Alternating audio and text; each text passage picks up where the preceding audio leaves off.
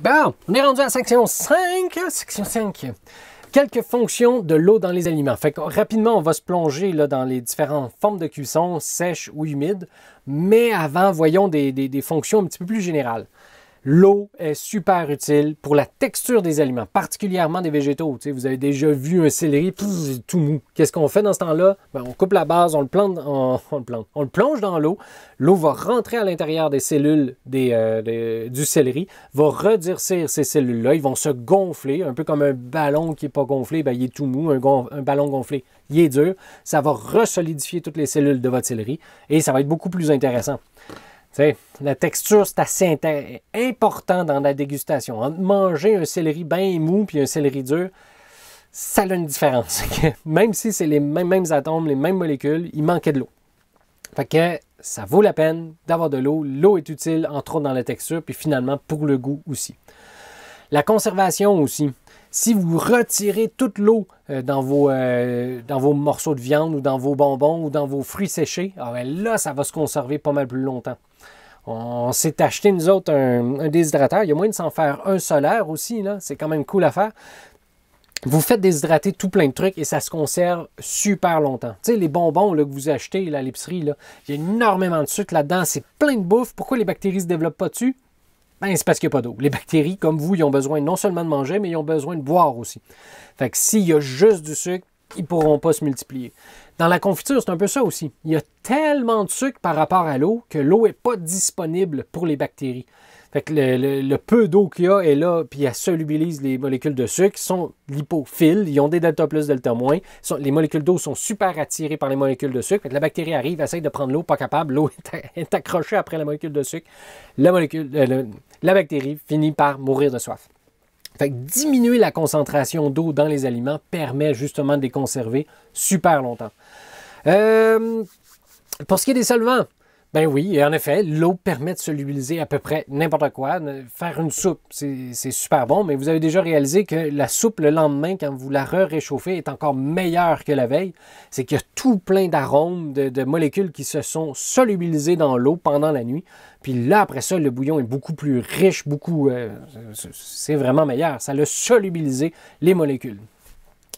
Puis finalement, c'est super utile dans la cuisson. Il y aura sûrement tout plein d'autres, évidemment, particularités de l'eau, mais c'est entre autres utile donc dans la texture, le goût, la conservation, les solvants et la cuisson.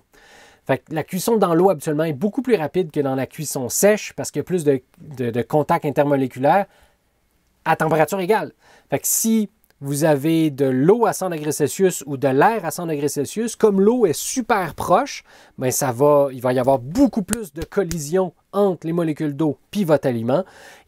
Puis ces collisions-là sont la base de la cuisson. C'est quand il y a suffisamment de collisions, à une force suffisamment grande, à des orientations adéquates, plus il va y en avoir, plus il va y avoir de combustion, plus il va y avoir de réactions chimiques. D'ailleurs, on pourrait peut-être imaginer la réaction chimique comme ceci. J'en ai peut-être une de couleur. Haha!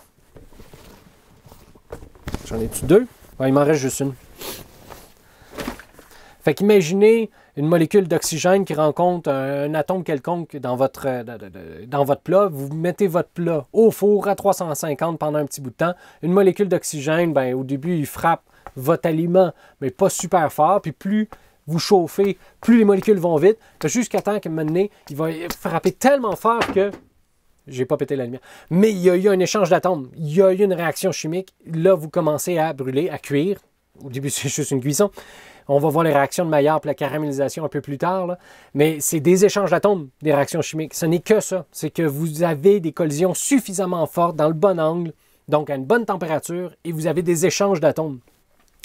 Fait que si vous avez de l'eau liquide, comme l'eau liquide, les molécules sont super proches, ça fait des collisions beaucoup plus fréquentes.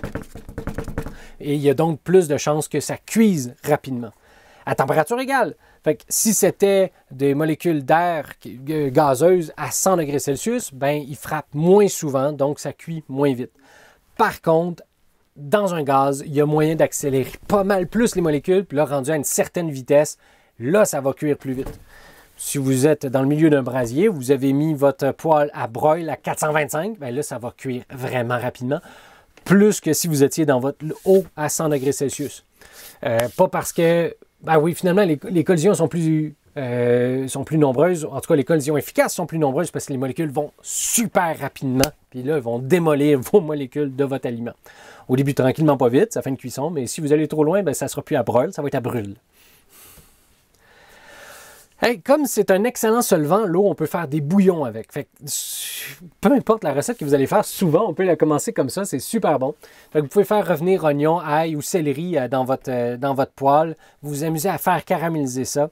Fait que là, votre poêle va chauffer, donc les particules de votre poêle vont vibrer rapidement. Fait que les molécules vont danser là-dessus, puis à force de collision, vont finir par s'oxyder avec les molécules d'air tout autour.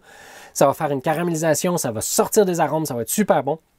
Puis là, après ça, vous pouvez partir des bouillons avec ça, vous pouvez partir des soupes, vous pouvez rajouter du tofu, de la viande là-dedans, vous pouvez mettre des légumes. Et là, vous allez avoir énormément de saveur. Fait que c'est un bon départ. Puis si vous faites un bouillon avec ça, c'est là que la solubilisation va être importante.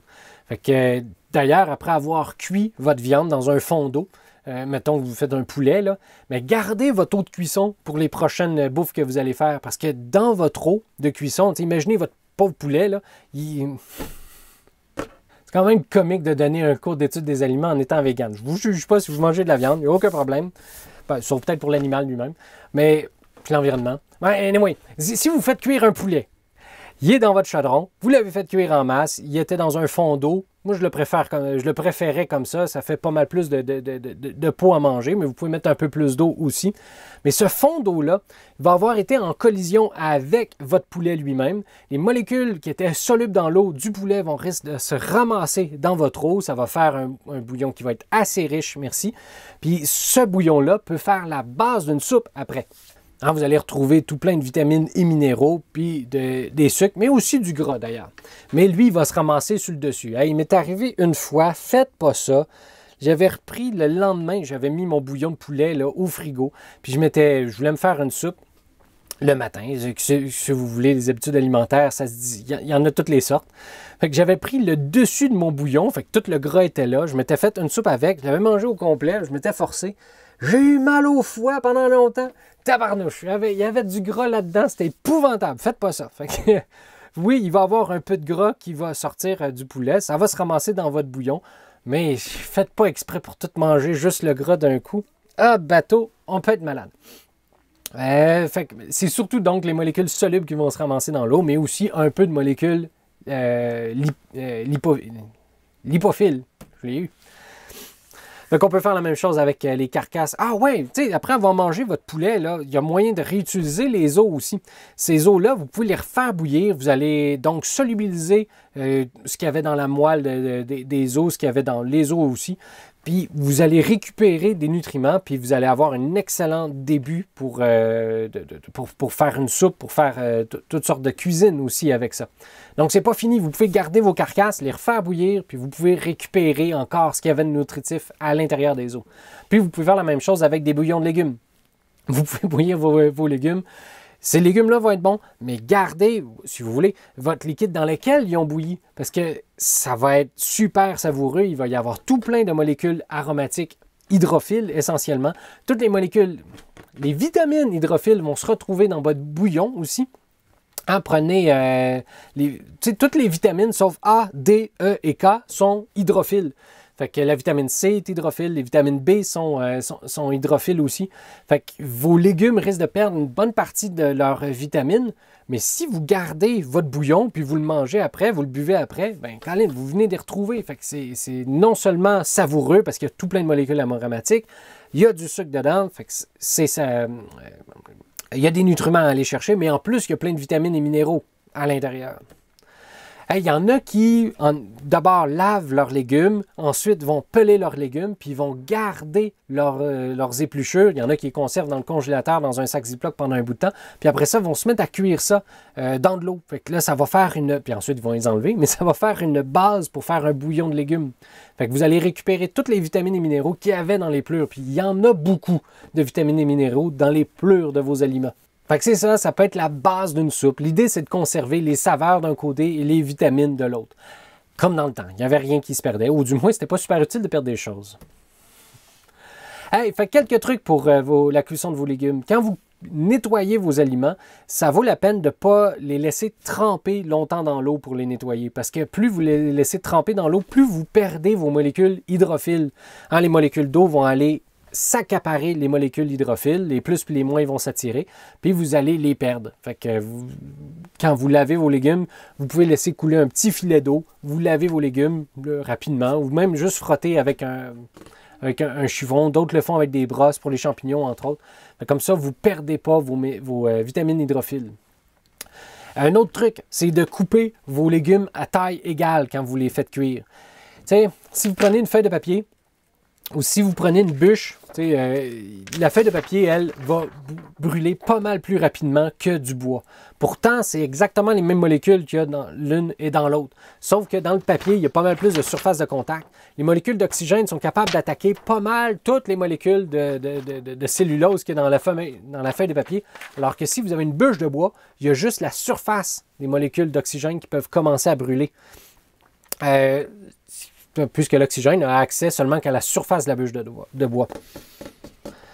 Ouais, c'est ce qui se passe avec vos légumes. Si vous coupez vos légumes tout petits, mais ça fait davantage de surface où ça va cuire que si vous prenez juste des gros morceaux de légumes. Plus ils vont être gros, ça fait moins de surface où il peut y avoir des collisions, où il peut y avoir de la cuisson. Donc, vos aliments vont prendre plus de temps à cuire. Fait que si vous coupez tous vos aliments de taille égale, ils vont cuire pas mal à la même vitesse. Si vous avez des tout petits morceaux puis des gros morceaux, bien, Caroline, les petits morceaux vont être trop cuits, les gros morceaux vont être pas assez cuits, ça va être un peu désagréable. Fait que, si vous aimez ça, des gros chunks, mettez des gros morceaux de partout, ou si vous préférez des petits morceaux de partout, mais essayez de couper vos légumes de taille égale. Plus ils vont être coupés finement, plus ils vont perdre leurs vitamines et leur saveur au contact de l'air et de l'eau. Fait que ça vaut la peine de garder le bouillon dans ce temps-là, si vous les coupez tout petits. Mais si vous décidez de garder des gros morceaux, ben là, ça va être surtout vos vitamines et minéraux et les saveurs vont être donc dans vos morceaux. Fait que ça va être plus intéressant peut-être, si c'est vers ça que vous voulez aller. T'sais, au pire, vous pouvez aller tout le temps dans un potage où tout est broyé. Fait que là, vous avez accès à tout de toute façon. Si vous avez la chance de faire la cuisson la plus brève possible, faites-le. Parce que plus il fait chaud, plus vous fait chaud longtemps, plus vous allez perdre. Les vitamines vont se dégrader, les molécules aromatiques vont finir par se dégrader aussi. Fait que dès que c'est cuit, allez pas trop loin non plus. Fait qu'un des trucs, c'est quand vous avez votre eau à 100 degrés Celsius, là après ça bouille à gros bouillon. Là, vous pouvez baisser un peu la température de votre eau. Pas nécessaire de maintenir ça à une température super intense. D'ailleurs, l'eau, elle ne peut pas être liquide, en tout cas, ne peut pas être à plus qu'à 100 degrés Celsius ou à peine. Comme le céleri rave, le panais, le fond d'artichaut, le salsifis et les topinambours s'oxydent et brunissent lorsqu'ils sont épluchés, les tremper dans un acide, ça désactive les enzymes puis ça les empêche de perdre leur apparence qui est assez importante quand on fait des dégustations, quand on goûte. Ça vaut la peine. Ou les cuire avec leur pelure, c'est quand même comique. L'oxygène va moins attaquer, moins oxyder ces aliments-là. Fait qu'ils vont conserver leurs nutriments, leur apparence, et ça va être plus intéressant.